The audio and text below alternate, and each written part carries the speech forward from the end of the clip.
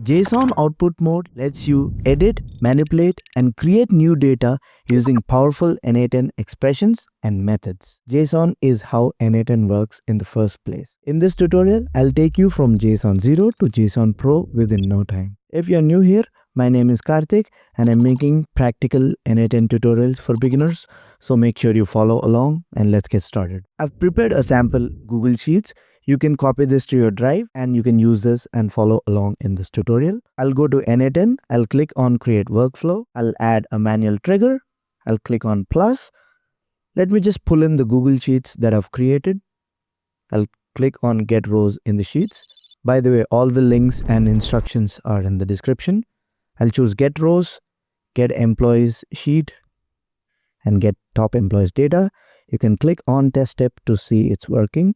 And on the right hand side, you should find 15 items, meaning there are 15 rows. Every item corresponds to an individual data packet, and in this case, it's a row. I'll click on the plus button, go to data transformation node and click on edit fields node. In the previous tutorial, I've already explained manual mapping. You can go check that out in n8n tutorials playlist.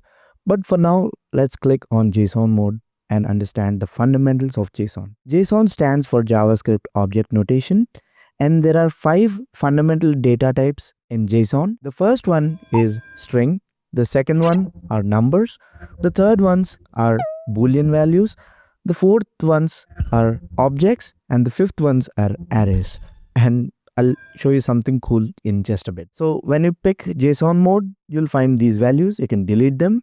Don't delete the curly brackets or flower brackets because we need them. This whole thing in itself is a data type. So JSON works based on key and value pairs. Key should be within double quotes always, and the value can change based on the data type. So let's say my key here, and by the way, right now I just chose fixed. We'll use expressions to dynamically get and manipulate data in a bit, but let's understand JSON first. So the key here is, let's say, first name. It can be anything in English. It can be any string. Value should also be a string for strings data type. Strings is a fancy way of saying text. My value here can be Karthik. Comma, I hit enter. And that takes us to a new line. Within this, you can use another key. I'll say just another name, colon. And again, the value of strings should always be within double quotes. And this can be anything. So that is a string.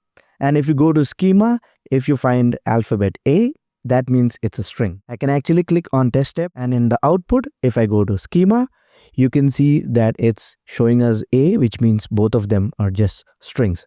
So we just have strings. I'll do comma, I'll hit enter. Let's do numbers now. That is the second data type. I'll say my fave number. Again, the key can be anything within double quotes, colon, and this time you just put numerical values without the quotes. It can be a positive number, it can be a negative number. All the key value pairs should be separated by comma except for the last one. After the last data, you don't have comma. So here I can just say minus 133.65 or 56. I'll click on test step, and if you check output schema now, the number fields have hash indicating that these are numbers. And the third data type, double quotes key, is Boolean. And the Boolean fields have only 2 values, true or false. Again, you don't need quotes for these values. You can say true or you can say false. I'll say valid. Let's use another key within double quotes. I'll say is human. That is the key. Colon, let the value be false because we have a lot of robots. I'll click on test step, and you can see on the right hand side of output schema, you see this checkbox, meaning it's a Boolean field. And the fourth data type are arrays. The key for arrays is essentially the same, and the value is a bit different. It is usually enclosed within square brackets, one left bracket and one right bracket. And within these brackets, you can hit enter and you can put all the other data types. So I can put a number 123.45, comma, again, all the values within arrays should be separated by commas, except for the last one. I can have text within double quotes. I can say Karthik. I can also have Boolean values like this, and I can also have other objects. So I can use another square bracket pair, left and right in that order. And within this, I can have a number 123. I can have a string 123, comma, I can have anything else. So this is an array, which is essentially a list of items. And the data within this can again be any of the data types. So it can be a number, it can be a string, boolean, it can be another array, or it can also be another object, which is our next data type. Now, if I click on test step, in the output schema, you see the checklist icon, which means this is an array. And you can also see our nesting. We have an array within an array, and you can click this and see all of that. Cool. Now the final data type, essentially the fundamental data type of JSON, is a JSON object or an object. Again, the key is essentially the same. You type something like this, some object. You can type anything within double quotes, any text, colon, and the value, can you guess it, is separated by these curly brackets or flower brackets. If this seems familiar, it's because all of this is enclosed within these curly brackets, meaning this whole thing is a JSON object type. We'll get to that in a bit. Again, I can hit enter to have some space, and within the JSON object you have key value pairs, just like what we have been doing till now. So I can say my number, all the data types can be within the object. This can be a string or a number, 123.456. Again, it should be separated by comma. I'll say my color, colon, and the value can be a string. I can say blue, comma. I can have a boolean value is comic. I can have a value of true. I can have arrays within objects. I can also have objects within objects. So let's have a complex array, random array, colon. And how do we do arrays? Left square bracket, right square bracket, hit enter. And within this, you just put in the values without the keys. So I'll say 1, 2, 3. It can also have just one value, 123.45. I can also have another object within an array, and objects essentially have key value pairs. Let's take our first name and last name. I'll cut this. I'll also remove the extra comma. I'll paste this. I can also have an array within this object. So I can say 1, 2, 3. You can click test step, and that shows you the complex schema. In fact, this is how your any application would send data. So hopefully you understood. JSON object, usually enclosed within the flower brackets. It has key value pairs, and it has 5 data types, one of them being JSON object or the object data type. So with this knowledge, let's actually do real world stuff. So this is all theory, right? And in n8n, it's essentially an array of objects. You see the square brackets, you can click on that to minimize that. The array is essentially an array of JSON objects, and you can actually click on each of the flower brackets to minimize all of them. Each object in n8n is called an item, and it corresponds to individual data item. So let's say you're getting 10 rows, each row corresponds to an item or an object. You're getting 10 emails, each email corresponds to an item. Sometimes you just get one item. It depends on the node, but usually an item corresponds to individual data packet. In this context, an item is a row. Edit fields node manipulates one item at a time, and by the time it executes, it manipulates all the items, or in this case, all the rows. And we need to click on expression to make dynamic changes or dynamically manipulate the data. The fundamentals are simple. You just have a key value pair within the JSON object. Let's say I want to extract my first name. The key is first name, right? And the value this time, I'm not hard coding it. I'm getting it dynamically. And how do you get it? Now, first name is essentially a string. So I'll use double quotes, and you can type 2 flower brackets left, and then you can type 2 right flower brackets.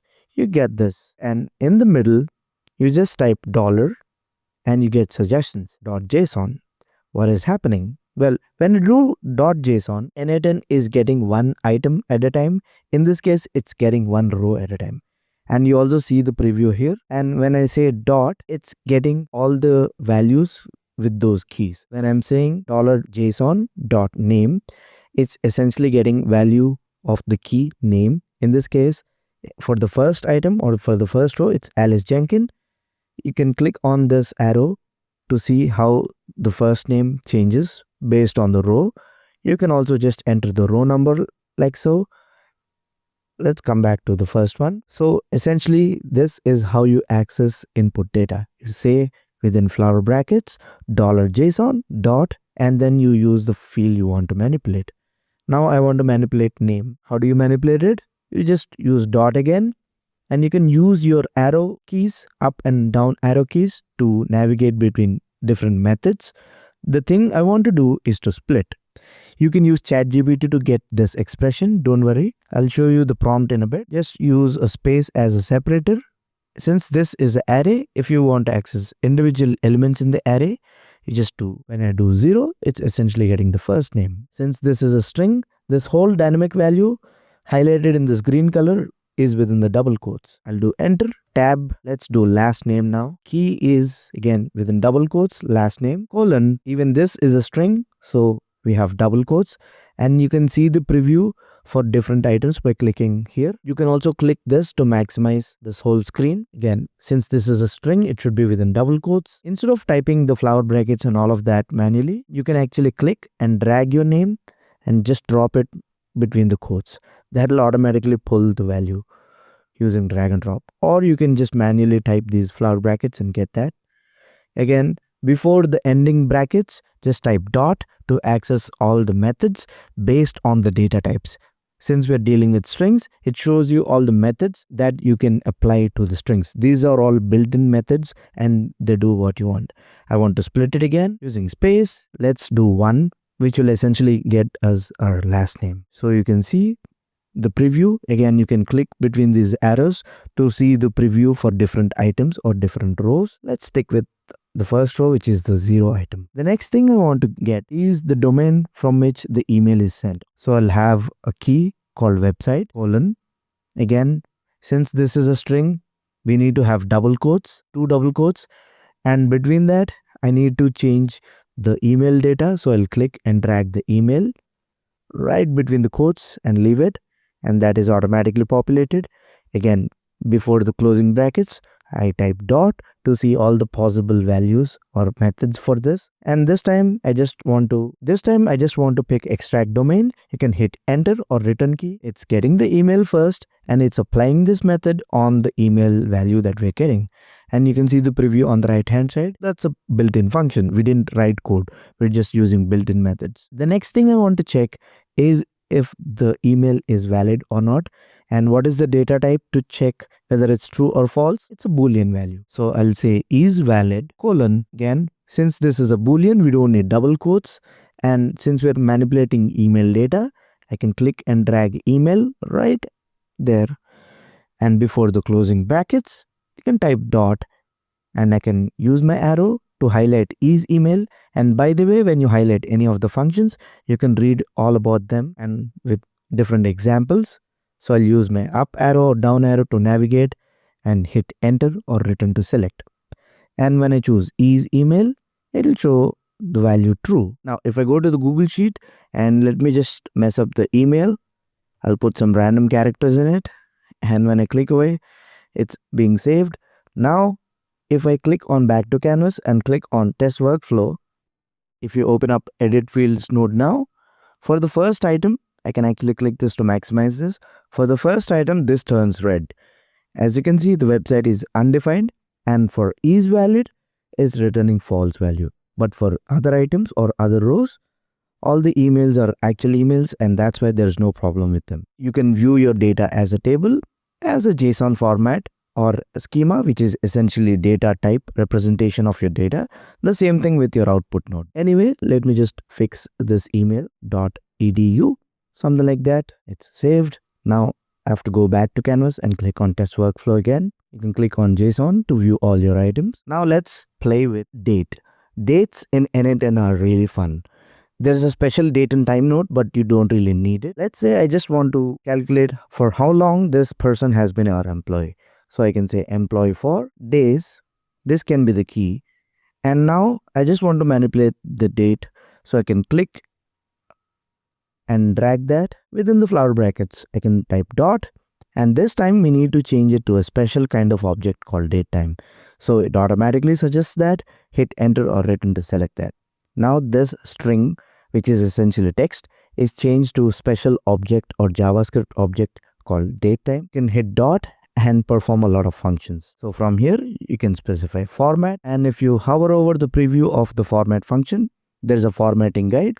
You can command click that to open it, and it gives you all the different tokens that you can use and based on what token you use, it will return the output. So if I use, let's say, triple C, let me just remove. So it has to be within that. And if I use that token, you can scroll through and you can see it returns the date.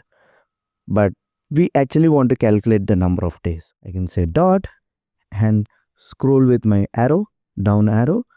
There's a function called difference to now. So it calculates the difference till now, till today, and it returns the number of days.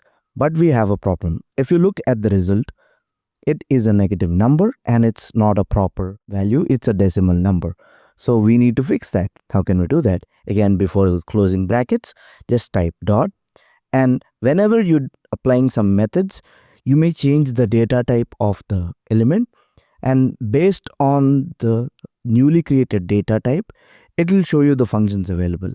Since this whole expression created a number, when I type dot, it will show me methods for numbers. The first thing I want to do is to make it a positive number. So I can use ABS function or absolute function, enter, dot again. Since it's still a number, it will show me methods that I can use with this number. I want to round it off, so I'll pick round. Now you can see employee for days and it's a number, so you don't have to put it in quotes. And you can actually click on test step and you can check the output JSON, and it calculates the number of days for which this person has been employee till date. It's amazing, right? All with just a date field and n8n expressions, you can achieve that. The next thing I want to do is to find out on which day he has joined. So I can say something like day joined, again value, and I can copy this expression and paste it. And I'm going to delete these functions. We just need till date time. I can type dot, I can choose format. Again, I can go to the formatting guide. And if I want to get the day, I can simply paste this within single quotes, of course. And you get the day on which each person has joined. You can actually click on test step and it returns a string because it's essentially returning a string and we didn't put the string within double quotes. That's why it's getting an error. So don't worry about that. You need to understand the fundamental why there is an error and just fix that. Now, when I use double quotes here, it's giving me 2. I'll delete the last one. Let's test that again and boom, it's fixed. So getting errors is a part of learning n8n. So we have all these values. I just want to put this date related data into an object. How can I do that? Well, I can just cut these two fields, Command X or Control X. I can create a new object. Well, I can call it joining info within double quotes. Again, colon, use flower brackets, and within flower brackets, I can just paste our created data. So it's that. I can actually click on test step and that actually creates a new object, and within the object it puts those key value pairs that we want. So you can also create an array if you want. After this, I can call it, I don't know, extra, colon, and array should be separated with square brackets, and within this I can just drag in my country. And since this is a string, it needs to be within double quotes. I need to delete the last double quote, and at the beginning there needs to be a double quote. I can also put total sales, and before that I'll use 2 double quotes, click and drag it right into that. Now if I click on test step, boom. So we created a brand new object, and within the object we have a few details, and we've created an array, and within that we have few other details. You can go to schema and check all the different data types that we have created. By applying built-in methods and expressions, we can essentially change the whole data type. And if you see here, our total sales is in this, and I want to change this to a number. So you can actually go to ChatGPT and ask ChatGPT for that. You can just say, this is the JSON of the input node. You can also copy the schema as well. Shift enter and paste the JSON. And at the end, shift enter again. I can say, now give me an n8n expression using built-in methods, modern JS, to change total sales from string to number. I'll hit enter and it gives us the expression that we need to use to change. This is number So I can copy this expression, and when you use the same key, let's say I'm just saying total sales here, I'm essentially overriding the original one. And since this is a number, I can simply paste my expression. I can click on test and boom. So we have converted total sales from a string to a number, and this is how ChatGPT can help us. This is how you create JSON. Basically, you specify the fields and just use expressions or built-in methods. If it's a complex function, you can just use ChatGPT to ask any JavaScript function. Now that you've created new fields based on what you want, you can also choose to include all the other fields. When you use the same key, you're essentially manipulating the data or overriding it. And when you're using a new key, you're creating a new data field. If I choose include all, and if I click on test tab, if I go to JSON, you can see it gets all the data: row number, ID, name, email, total sales, country. And you can see total sales, since we use the same key, it basically is replaced with a number, and you can see that in green. You can also check that in schema. You can also choose to just include few other fields. Maybe I just want country. You can click and drag that. I can use comma. Maybe I want notes. I can simply click and drag that.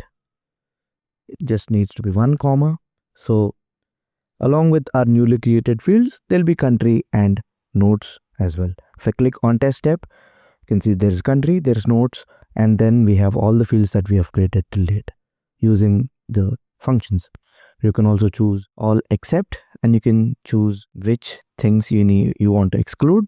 I want to exclude row number, click and drag ID as well. I also want to exclude the date joined, something like that. You can click and drag that and click on test tab.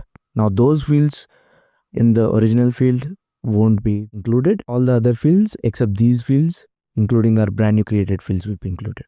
Now you can do the same thing with our manual mapping mode, which is to create a new field. Let me just create a new object. I can pick object from here, and here I can say joining details, and the value has to be within flower brackets since this is an object. And the first key, let's say, is number of days, colon. I just need to use the same thing. I can click on expression, JSON dot, let's get date joined, dot, let's change it to date time, dot, difference to now in days.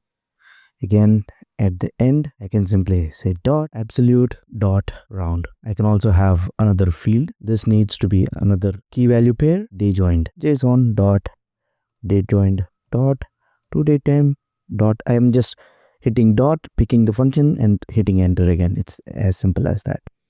I want to extract by using format. I'll use all the strings. Boom, day joined. We created a new object called joining details. If I click on test tab, along with our original fields, it's creating our brand new object. You can also create arrays in a similar fashion. Just make sure that you pick the right option here. And you can also choose ignore type conversion errors, just in case you forgot to specify which kind of data type you want. So that is JSON mode. You can check out other n8n tutorials. I'll see you in the next one. Peace.